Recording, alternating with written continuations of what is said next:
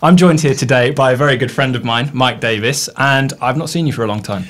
I reckon it's been a year. We were saying it was about a year, wasn't it? Maybe just under. And the reason for this is for the past 7 or so years, Mike has been working pretty much non-stop on cruise ships. Indeed. And when you're not on cruise ships, you've been in the theatre. Correct. You've been in the theatre shows. Mike is finally back on land for the first time in quite a long time. This is why I didn't get to see you last time. We missed each other last time. This is true. And has very kindly agreed to come along and share some insights into the playing side of cruise ship work and theatre work, the career side of cruise ship work, and any insights he's willing to give. So hopefully for those of you that are interested in the cruise ship aspect, this might be of interest to you because it's something I know very little about. I've never set foot on a cruise ship. Can you start by telling us a little bit about the background then, how long you've been doing it, how it all started? So yeah, like you said, I've been doing it for just over 7 years now. Probably since I was about 18, I was looking at cruise ships. I like the idea of travelling, playing every day, playing in the theatre, that kind of thing. And when I was 23, a mutual friend of ours who had just worked on a cruise ship, he suggested me to his agent. That's right, yeah, I remember you telling me the story. And they got in touch with me. They sent me the audition package, which I didn't do. But I don't know how that happened, but I didn't do it. Yeah. And they offered me a contract, and I said yes. And that was it. But it wasn't quite what I wanted to be doing. Mm-hmm. It was... what I wanted to do was be in the show band or the orchestra, depends what company. Basically, that's where you're in the theatre most of the time. You're backing up the production shows or guest entertainers, or just playing in the lounges, doing jazz sets and stuff like that. When I first started, I was in it was a ballroom trio with it was an American couple that were in their 60s. Right. And I was playing along to MIDI backing tracks, right, with MIDI drums and already on them. What did they do? She sang and he played the piano. Okay. And they built their repertoire with not having a drummer. They were just a married couple, a duo. Right. And they wanted a drummer. Yeah. And they had a guy already, someone close to their age. But yeah, they didn't change the tracks. I think because when they did them originally, he couldn't edit or anything like that. So I was playing all your ballroom stuff, your waltzes, cha-cha, rumba, quick step, foxtrot, all this stuff. Yeah. The swing stuff with MIDI drums on it, which didn't really help my playing. MIDI swing, yeah. Is that an unusual situation then, or is that surprisingly common? It's pretty common. A lot of groups go out there, or the smaller groups, especially with backing tracks. Is that a cost-saving thing? Absolutely. I mean, it's better for the cruise line to fly out. It's also there's only so many cabins, there's only so many people. Okay. Logistics then. Exactly. On an average size cruise ship, the lineup, you'll have a show band. Mm-hmm. Like I said, it works in the theatre mostly. Yeah. You'll have a party band that does all the nighttime stuff, the nightclub stuff. Yeah. You'll normally have a couple of duos or trios that are, again, that's like more, they're sort of based in a lounge, or they'll move around very little, and then you'll have a couple of solo guitarist, solo pianist. It's difficult to have a bigger department than that, really. That was my way into cruise ships. And then the second contract I did, that was a 4.5-month contract. The second contract I did was in a show band that didn't play in the theatre, so it was just like a lounge band. But the interesting thing about the show bands are, it's individually contracted. Okay. So you have people from all around the world. By musician as opposed to by the band, do you mean? Exactly, yeah. So you'll have musicians coming from all around the world, you've never met before, coming and going at different times. Yeah. And you just kind of have to walk on to slot in. Play with them, yeah. Well, I was going to ask you, you said the first contract was, 4.5 months? Yes. Is that about average? I've done everything from 2 weeks to 9 months. So 9 months? Yeah. Right. Wouldn't recommend it. Wow. And that was with the trio as well. So the MIDI trio. The MIDI trio. The only reason I did that was because I was only supposed to do 4.5 months again. Yeah. But they said if I extended and did the full 9 months, because they used to do 9 months on, 3 months off every single year. Wow. They said that if I stayed, the ship was going to go and be a floating hotel in Sochi in Russia for the Winter Olympics. Wow. So, of course, I was like, all right, let's do it. So I just went to Russia for a month. As you do. But it meant 9 months with that band. So we'll come on to the sort of psychological effects of that and the personal aspect of that later on. I want to go back to what you said a minute ago about working in the show bands, your foxtrots and your rumbas and your boleros, and I don't think I could play a foxtrot. I don't know what it is. I've heard of it, and this is my own inexperience in this style coming out. I've worked in theatre shows before, and I've read things that might be considered a foxtrot. Yeah. But if you asked me to sit down and play a foxtrot, I'm not sure I could. And I've seen you play. We've talked about this a lot. You've got an encyclopedic knowledge of styles, and your ballroom styles and your dance styles and your Latin styles. Are these things that you had to study, or did you pick them up as you went out of necessity? How did that come about? Yeah, absolutely. It's not like I had all these mastered before I went to a cruise ship. You didn't? Absolutely not. No, on the job. I had to. You walk into a ballroom treat. I knew a rumba, I knew a cha-cha, I knew a waltz, but it's a diverse field, and ballroom dancers are some of the most finicky human beings I've ever met. They I don't know if they have like an internal metronome, or it's just they get tired if it's too fast. Right. But they're like there's specific sort of tempos, a tempo range for a different style. And are you expected to know that without a click then? Absolutely, yeah. Yeah. Well, I mean, you don't have to. You can have a metronome when you stand. But the way I would always think of a song, you'd associate that's about the same so tempo, for like a foxtrot, mine was always "Fly Me to the Moon." Oh, okay. So you're using that as a reference track for yourself. And eventually, as your repertoire gets bigger, you'll hear a song before you perform it, and so you'll have that internal tempo of the song. Right. Day one on the ship, you're playing tonight. No, absolutely. Yeah, day one. Every single contract, you're working first night. And is that mostly reading? In the show band, you are expected to be a strong reader. You have to be able to sight read both production, 45-minute production shows with non-stop music, guest entertainers. We even had a guy a Chinese guy who was a world champion harmonica player. Right. And we did Spain. Okay, right. The career track. He was amazing, yeah. The reading thing fascinates me because I do consider myself a strong reader, and I did consider myself a strong reader before I did theatre work. Yeah. And then when the music they gave me was the conductor score with not a drum note in sight, I realised how good my reading actually was or wasn't, and then learnt pretty quickly that I found in my experience, I had studied reading a lot, maybe like yourself, I was able to apply what I already knew to a new kind of context. Yeah. So I got better pretty quickly from having to do it.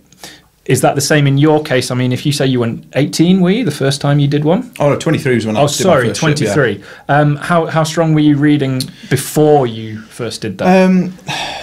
Again, my reading, with sight reading on ships, it's difficult to prepare for it. Yeah. It's one of those things, you get better from sight reading. And for me, the best way to learn how to sight read was transcribing. Oh, okay.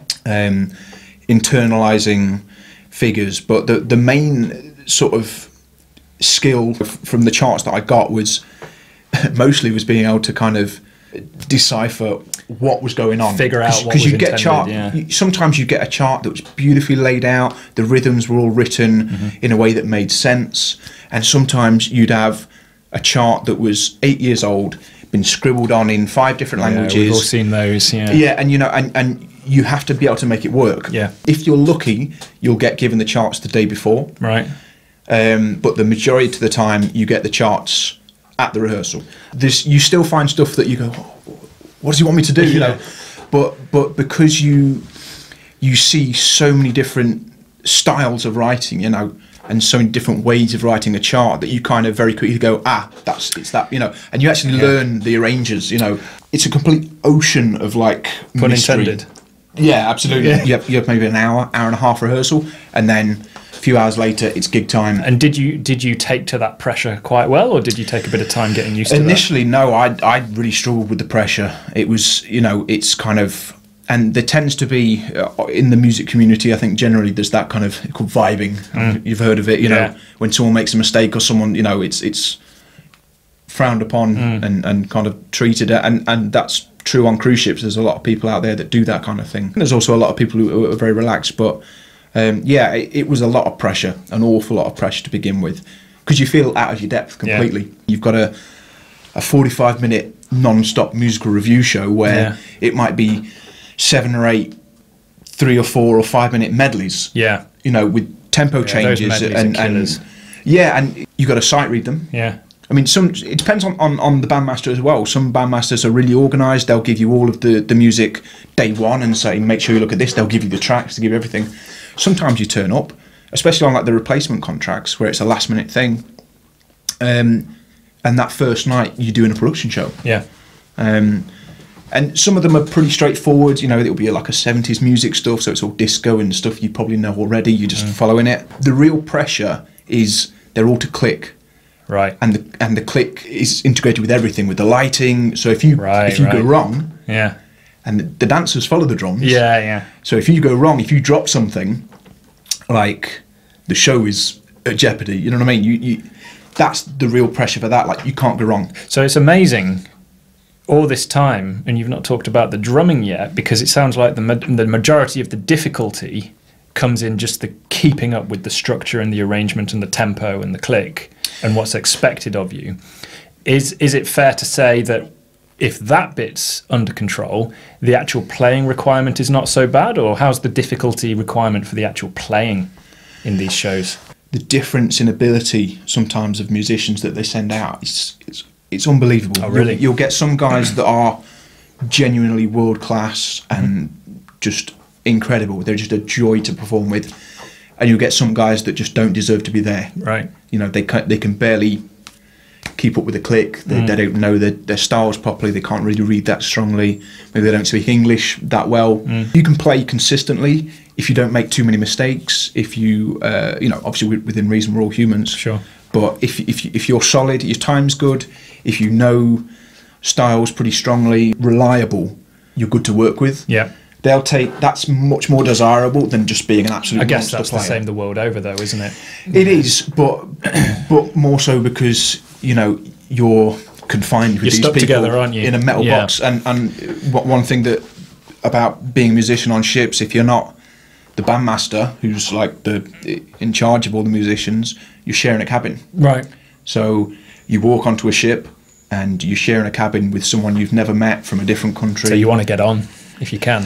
Yeah, you have to be personable. Yeah. How is this defined or redefined or changed, or maybe not, your approach to playing? How has that changed your path and your approach and your philosophy to the drums, or has it? I mean, it certainly has. When you're a working drummer, a lot of things about your ideas of what you were going to be as a drummer have to change very quickly. You know, you've all heard it. That was that Steve Gadd that thing. Yeah. It will be up here somewhere. I've always wanted to do that. It'll be here. You know, when you're behind a cast of 15 people and a band of 7 musicians, like, they just want you to be solid. Right. So on the whole, then, it sounds like it's had a very positive impact on Absolutely. your playing. And that's one of the things that I loved about it. You know, you're never doing the same thing. Non-stop variety, and I love that. And trying to capture an authentic feel. Working with musicians from around the world really helps with that, because, you know, you'll work, you know, with a Brazilian bass player or an Argentinian bass player. So when you do the Latin stuff, right, you can get some insight from them. You know, they know exactly what they it should need. Sound like. Exactly. Yeah. It has been a real privilege to work with these people and to learn from them, and I've grown as a musician. So it's made you a better drummer? Oh, absolutely. It's a well-rounded drummer. So that was going to be my next question then. Are there any negatives? Do you think it's had any negative impact on your playing and development as an artist and a player? Yeah, as an artist, you are kind of whoring yourself out. You're just playing what people give you. You're playing the songs that you've played, you know. So it's repertoire based. Repertoire based, you know, you're going to play Girl from Ipanema, you're going to play A-Train, you're going to play all these songs that you've played a million times. 7 years is a big chunk of your life, right? It is indeed. It's big gap year. You know? Big gap year, yeah. So, I mean, talk to me about what that does to your mental health, your motivation for the drums. I mean, family and friends. What's it? I mean, that's a large portion of your life spent away. It is. It's pretty isolating. You live with the people you work with. You share a room. but they're all strangers. You're alone together, as Exactly, they say. you're alone together. You know, and there was this bass player from Texas, awesome guy, and he said, he described it perfectly. The show band is 7 strangers sight reading. It can be lonely. You are away from the people and the things that matter to you. I've always described it as a place of extremes. You know, you're traveling around the world and getting paid for it. You're playing music every single day. Like the dreamy side of it, it does exist. Like it is for real, but it's countered with some big negatives as well. Like I say, you are away from those from real life. Ship life is a bubble. Is there a knock-on effect where you feel isolated from the industry as it is based on land, or do you think it kind of feeds in well? You're away. You're not relevant because you're not here. People aren't going to book you if you're not here. So when you sort of transition back to land, you are effectively starting from scratch. So these shows that you do when you're back on dry land, they're booked up from the previous time you do them for the next time you're going to be back. Exactly. As with most things in the industry, it's you know, it's who you know, and it's how good a job you did for them. You know, if someone likes you and you're available next time, they're going to book you. They're going to book you. I worked very hard to become a good show band drummer. And I was successful at that, but it doesn't necessarily leave you much time to be creative and follow, you know, some interesting stuff that you personally would like to do. It doesn't leave you much time for yourself. No. So if there's somebody watching this who is either at the start of their career or in the middle of the career but considering a change, and they're considering the cruise ship world, first of all, would you say it's something you would recommend? Or is that a bit too black and white? A little bit, yeah. It depends what you want. If you want to go and see the world and meet people from all over the world, and you're not too precious about your personal space or sort of being told what to do a lot, or, you know, all these rules and stuff like that, I kind of describe it as like prison crossed with university. Okay. Like there's a party culture, there's you know, like I say, you will get a chance to go and see parts of the world that you never dreamed of, that you might never get a chance to. That's certainly true for me. And if you want to go and become a good working drummer, it's the perfect place. You're playing every single day. It will get you gig fit. It will certainly show you what you can't do. Yeah, yeah. It highlights that. But I would say go and try it, because you can always fly home. You know what I mean? There's no, you're not trapped there. Finally then, if there's people who have watched all this and still feel they want to do that, and they've heard that and they're going, yeah, I am going to apply, I am going to try it, what advice would you give them to prepare themselves, to give themselves the best chance of getting the job and then the best chance of keeping the job once they've got it? Well, the first thing is, as I mentioned earlier, you need to know your styles. Make sure you're comfortable with all of the ballroom styles. Make sure you're comfortable with playing jazz. I mean, it's, you know, you're not going to be playing some really out stuff, but have a good repertoire of jazz standards. You can hold your own. Yeah, so you can hold your own. Yeah. Reading, make sure you can read and play to a click. Make sure you're very comfortable playing to a click. I mean, very comfortable, because you're going to be doing it a lot. Be as well-rounded as you can as a performer. Be comfortable in those things, because the pressure will be on when you get there. And like I say, the first night you walk on board, you will be playing. You're playing, right. Because, you know, that stuff you were showing me in there, like, I haven't done that kind of stuff for a long time. So that, I mean, that in itself, I think, is worth talking about, because that's fascinating, because you're a really good drummer. You have to, I mean, you have to be, to have been doing that for 7, and all the pressure you've been talking about, and the styles that's required of you. First day, you're doing it. Don't make a mistake. You're doing it to a click. You're reading. You're doing it with a bunch of strangers, night after night. And I've seen you play, and I know you can play very, very well, to a very high level. And yet, here you are saying something I've just shown you seems foreign. Foreign. And yet, what you're talking about almost seems foreign to me as well. Yeah, I mean, you know, I suppose, like I said, I practiced to become a good show band drummer, so it didn't require me to be able to do, you know, different accents of quintuplets, even though I did do some videos on that. None of that stuff was required. You know, doing all these exercises and stuff, which are really fascinating to me and interesting, which is the norm for you and for an awful lot of drummers. It's just not something that I've gone into that deeply. That's really interesting about the not required of you, because that's something Rob and I talked about. Rob's the same as me. We'll practice things that are quite out there, often just for the sake of it, because it's difficult, because it's a challenge, because it's interesting. And there will be a lot of people watching this, especially in the wake of such a professional context that you've come from, where they'll say, well, you know, maybe this is why Mike's been working straight for the past 7 years, because he's not focusing on the nonsense that's not required. But at the same time, in a lot of the sessions I've done for people and continue to do for people, the whole point of them hiring me as opposed to someone else, or hiring a drum machine, using a drum machine, is because they want what I do, what I sound like. I've got a session to do at the moment that's odd time signatures. It's like a 4/4 5/4 4/4 4/4, Right. constantly throughout the piece, and they want a snare drum on the upbeat of something or other, and then they're like, well, take a solo over those hits, and then follow the guitar pattern that's doing a polyrhythm over the top of it. And then you think, well, actually, maybe all of that nonsense I'm practicing sometimes is required, because it makes up part of my character and part of my ability. And when this person comes along with this polyrhythmic funk thing that they want me to record for them, I actually can say, yeah, all right. Well, this is it. I mean, firstly, I'll stop calling it nonsense, because it certainly isn't. Like that. Oh, well, depends who you ask. Yeah, and that's the beauty of music. It's so subjective. It's you know, I've got nothing but admiration, respect for your playing and for the guys that go out there and do that stuff. And I would love to be able to do that stuff. And you know, that's something I want to look into.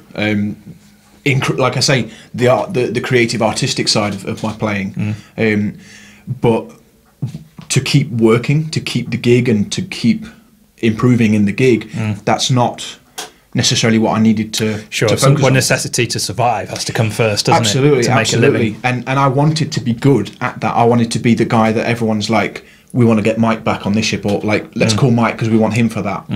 I didn't require those skills to be able to be that person. I can't overstress the how work focused cruise ships are. Like working musician, just knocking out those tunes, reading that show, playing that person's show. Go and do that lounge set. We're having a barbecue. Go play a polka set. The people you're interviewing, they come from such vastly different backgrounds and have such vastly different careers, but we're all linked by this bit of wood and metal. And it's awesome. Awesome. Right. Well, what a perfect thing to wrap up on. There you go. I think so. Thanks, Mike, for coming in and giving us such a candid insight into what it's like, because it's something I'm likely never going to experience.